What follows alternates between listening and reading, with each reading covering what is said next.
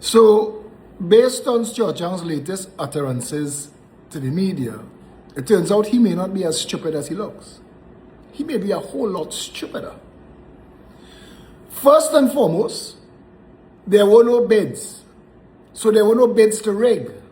And I know that the PNM is desperate, looking for something to turn the public's attention from Faris and John Bates and what they tried to do to cover for Diyal Singh, who looks like he may be awarded some gated community accommodations courtesy of the state, but I'm not getting into that.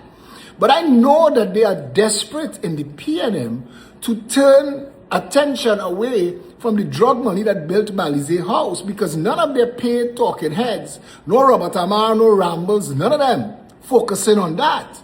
But I want to tell you, you don't go from $400 million in debt to that size value property without something untoward taking place. And no, it wasn't raffle tickets sold outside Price Mart by Fitzgerald Hines and Keith Rowley.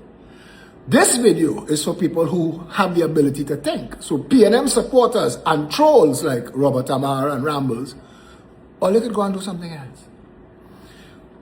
What is going on right now is the Housing Development Corporation is entering into public-private partnerships with contractors and consortiums.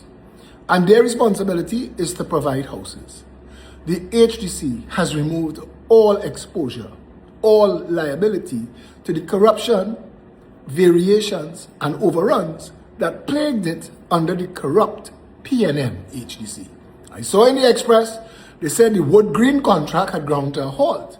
I think the OPR should look into when Wood Green was registered, if it was OPR compliant and HDC registered before it was awarded that contract. But that's not for me. That's for Stuart Young, the PNM, and the OPR. Come back to this. Under this system, the subcontractors, electricals, plumbing, windows and doors, roofing, whatever, is the responsibility of the substantive contractor consortium that wins the award. All the HDC gets from them are houses. But the HDC doesn't have to pay for the houses. The mortgage companies pay for the houses. So when you get into an agreement with somebody to build 500 houses, you immediately allocate those houses to persons who are not only registered with the HDC, but are pre-qualified through either the Trinidad and Tobago Mortgage Bank or Republic, Royal, FCB, Scotia, GMMB, even a credit union.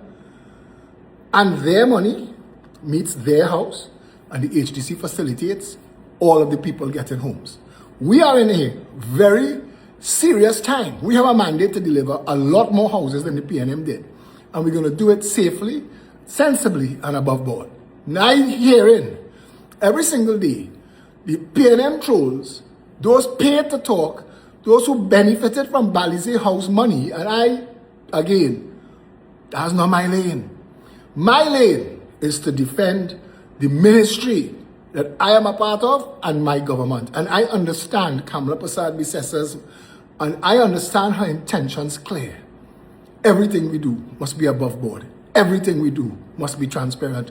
She is going to make sure that not only is this going to be the highest performing, most deliverable government in the history of this country, but we will do it without corruption, and we will do it without bid rigging. And the nation should thank Stuart Young for taking the time to explain to the people of Trinidad and Tobago how they engaged in bid rigging.